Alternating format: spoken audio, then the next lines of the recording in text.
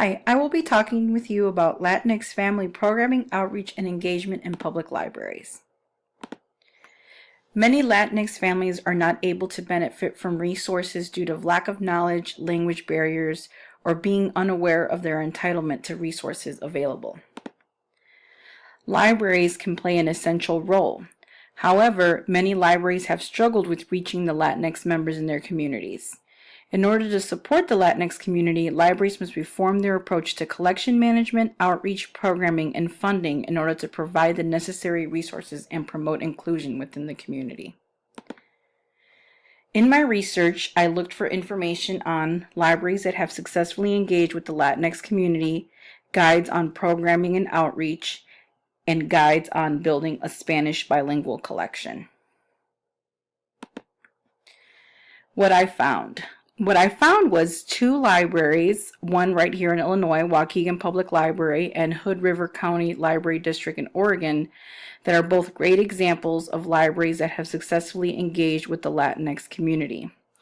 I also found two strong guides that go over the criteria and recommendations for a core Spanish bilingual collection. I also found a how to do it manual on serving Latino communities and several guides on Latinx related programming, including some done by ALA. What these libraries are doing. One thing that I really found fascinating was that Waukegan Library has actually developed a promoters program, Latinx members in the community who have become library users and want to share the wealth and resources. So what they did was the people that are currently library users go out into the community and evaluate what resources the community needs and relay this information back to the library. I found this a very good template only because a lot of Latinx members rely on each other for information. So even if you created a program and decided to put out a flyer, it wouldn't be as successful as you actually spreading word via mouth, because that's how they kind of rely on their information. Hood River County District Library in Oregon has this outreach specialist, Patty Lara, who uses non-traditional outreach services to engage with the Latinx community. She created a busing system called the Odell Express that gives rural Latinos an opportunity to access the library. I found this really fascinating too, because what happens is I think she schedules the bus. I'm not sure if it's once a week or once a month. And there's a specific date and time that the bus will be there. And if you want to go to the library that day with your family, you get on the bus, you get to come to the library, watch a movie, check out some books. I think it's a really good way to bring non-library users into the library, especially if it's something where it's a commuting problem. She has also built strong partnerships with local businesses, allowing her to provide a full meal for her Dia de los Muertos program, in which she had 300 people attend. And I found this extremely fascinating, only because this was the first year that I was actually able to do a Dia de los Muertos program at Evanston Public Library where I work. And I think I only had about 50 people. Because it takes time. I think that once you build that relationship, once you build that foundation, and people get used to, oh yeah, it's Dia de los Muertos again. The library had this really good program the last year, and people get used to coming every year. It becomes like a template for a library program, and I feel like she has done a really good job of doing that. She's also, with the partnerships and helping bring in the money to do it, is also really been beneficial as well. So those were two really good examples that I had found of people who have already engaged with the Latinx community. I also found guides on Spanish collection. This one is a PDF that I found, Growing Comunidad, Library Programs and Materials for Latin Youth.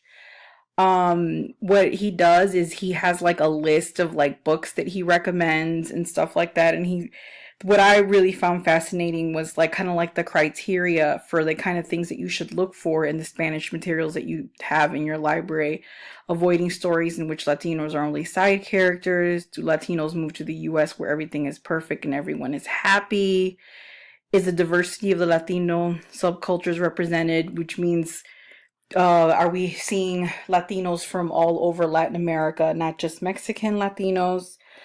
Authentic and positive representations. I think that one of the things that you also have to look for, especially because a lot of multicultural materials didn't start appearing until the 1970s, and obviously a lot has changed since then. So um, you just have to be wary of having negative stereotypical characters in the Spanish books that you select. Another guide I found was Libros Esenciales, Building, Marketing, and Programming a Core Collection of Spanish Language Children's Materials. Um, I really like this because he has like a template of like standard titles. And I found that fascinating about how he feels that just the same way that Anglo children have classics, we should have standard titles in the Spanish collections that are considered Spanish language classics. And he also talked about having quality translations, which I have found this to be a huge problem in my programming for bilingual storytime because it's really hard to find a really good read aloud. And I think a lot of the I thought it was me. I was like, oh my God, is my Spanish not good enough? My parents are Mexican. I did grow up in the States, so I'm a child of two worlds. And I'm like, is my Spanish not good enough? It's just not rolling sweet off the tongue. But really, what it is they're just not translated well. I brought a couple home. I had my mom read to them, and she's like, no, this is doesn't make any sense. So looking for quality translations in a Spanish collection is important because there's no point in having books that aren't really well translated because you won't be able to use them. You won't be able to use them to read to a kid. You won't be able to use them for story time. So that's important. And I was really happy to read that in there because I was like, okay, cool, it's not me. He also feels that the goal should be that it reflects the community as best as possible. Evaluating the language skills of targeted children. Not all kids, even if we're from Latin American descent, are going to be at the same level Spanish. Some of us have stronger Spanish abilities than others. So you want to have like a good mix of all Spanish or books that have Spanish and English, or what the books I like, and I call it intertwined, is where the Spanish and the English is intertwined, where you have a sentence with just a few Spanish words and you can kind of even still what's happening in the story because it's just like a couple of key words in Spanish. I like doing those books for when I do story time. So I really found this really beneficial. I also found a guide, Serving Latino Communities, a how-to manual for librarians. I think this is the 2007 version, but it was first written in 1998. I found that really fascinating. So guides and templates on how to serve Latino communities have been around for a long time. It's one of the reasons why I chose to do my research project on this because I find it fascinating that we've been working on this for so long and yet we kind of haven't cracked the code on the best approach. So I found this really, really beneficial. One of the recommendations that they make is conducting a needs assessment. Identifying the needs and wants will help with creating programming services and collections that serve the community. And they also feel if local Latinos are not accessing the resources the library has to offer, it is most likely due to lack of outreach efforts. I find this to be somewhat true. The problem, like I said earlier, with Latinos relying on their information word of mouth is you can create a program and build a flyer and market it however you want. But I feel like because they rely on word of mouth, like you really need to go out there and build those relationships first before anything can happen. So I also see what else. Oh, and there's also tons and tons of programming guides, which a lot of ALA done programming guides, which I found fascinating because I think they're both beneficial for us Spanish speaking librarians and Anglo librarians as well because I feel like you have templates, you have like entire story time plans, or I learned a lot reading the Latino holiday book. I mean, like I said, I'm Latina, but I grew up in the States. So there was holidays that I didn't even know about. And I found it really fascinating when I started reading about all the holidays and the cool things that you can do, integrating them into your program. And then the nursery rhymes in Spanish, where you can have them in Spanish and English, and they'll even have like a little template of like what song you should do, what goes with what book. So I find these extremely beneficial for those starting out a Spanish or a Spanish bilingual story time. It's a good jumping start, and you don't need to speak Spanish in order to do it.